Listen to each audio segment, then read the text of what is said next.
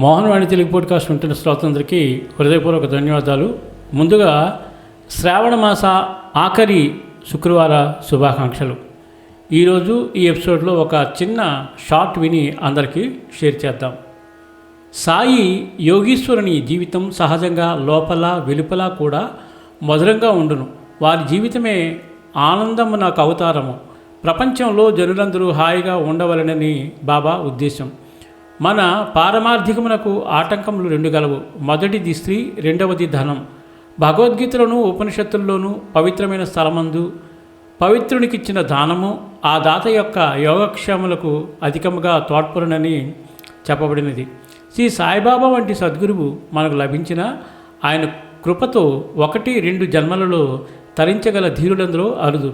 కారణం భగవద్గీతలో శ్రీకృష్ణుడు చెప్పినట్లు ఆత్మజ్ఞానం అంటే సిద్ధి కోసం ప్రయత్నం చేసేవారు కొన్ని వేల మందిలో ఏ ఒక్కరో ఉంటారు. రాగద్వేషాలలో చిక్కి మనం అడుగడుగుకు పరమపద సోపాన పటంలోని పావుల్లాగా సద్గురువును కూడా తగు రీతిన సేవించలేము. కాబట్టి బాబా అంతటి సద్గురువు దొరికినా అనేక జన్మలెత్తే వాళ్ళమే కనుక ఆయన రక్షణ మనకు ప్రతి జన్మలోనూ అవసరమే. అది అందించగలగడమే ఆయన విశిష్టత. నేనెవరినీ మధ్యలో విడువను, చివరికంటూ గమ్యం చేస్తాను. యజమాని అంటే అధికారులు మంచితనం వల్లనే క్రింద పనిచేసేవారు ఎప్పుడూ పనిలో విసుగు చెందక ఆనందంతో ఇంకా ఎక్కువ పని చేయడానికి కూడా వెనుకాడరు. ఇది అందరూ యజమానులు గుర్తుంచుకోవాల్సిన ముఖ్య విషయం. మానవులు చేసిన కర్మే కాదు, భావాలు కూడా మరుజన్మకు కారణమవుతాయి.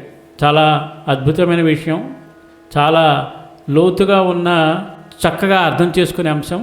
కాబట్టి 10 మందికి షేర్ చేసి మన ఛానల్ అభివృద్ధికి దోహదపడతారని కోరుకుంటూ సర్వేజన సుఖినో భవంతు, లోకా సంస్థ సుఖినో భవంతు. ధన్యవాదాలు. స్వస్తి.